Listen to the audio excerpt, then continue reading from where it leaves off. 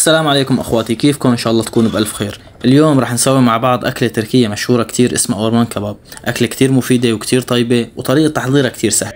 اول شي بنجيب طنجرتنا، بننزل بزيت او سمنة شي اختياري، بعدين بننزل باللحمة.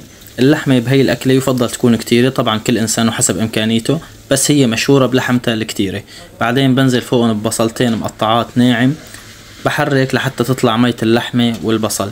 نقطة كتير مهمة لأي أكلة بتبدأ بالبصل واللحمة، أكل الطنجرة طبعا بحكي أنا، لازم مية البصل واللحمة تطلع كتير منيح مشان ما يستم معكم زنخة اللحمة بقلب الطنجرة. ونقطة تانية مشان ما تلون معكم طبخة، يعني بصير طبختكم لونها عكر. أنا نزلت هون بالبطاطا والجزر، بحركن هيك تحريكتين سريعات. وإذا وصلتوا انتو بالفيديو لهون لا تنسوا تسووا لايك وتشتركوا بالقناة، دعمكم كتير بهمنا.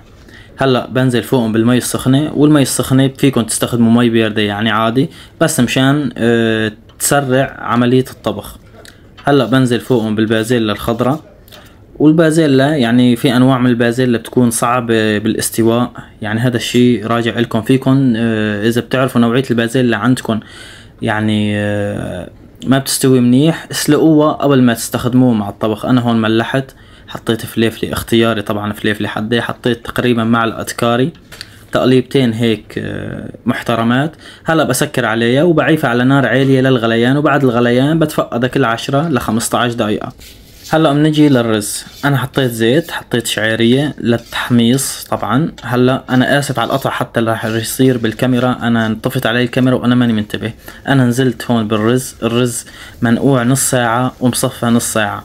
هلا عملية تحميص الرز، انا بحمص الرز كتير كتير، يعني عملية تحميص الرز لازم تكون لوقت طويل مشان الحبة تنشف وتصير مثل القزاز، مشان تشرب المي وتفتح حبة الرز كتير منيح. بتتموا بتحركوا هيك طويل طويل لحتى يعني تحسوا عضلة كتفكن صارت تحت باطكن. هلا بعد هيك بننزل بالمي السخنة، وشرطا لازم تكون مية الرز مي سخنة مشان تفتح الحبة.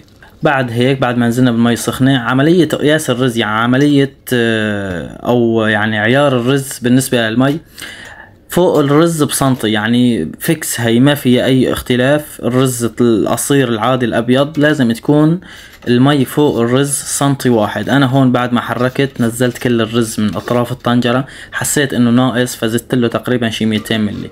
هون سكرت بعد الغليان على نار عالية، تتأكدوا انه الرز غلى. بعدين بنوطي تحته النار، بنغطي طبعا، بنوطي تحته النار وللاستواء 5 دقايق بس. والنتيجة كتير طيبة وصحة وهنا، جربوها واعطوني رأيكم فيها.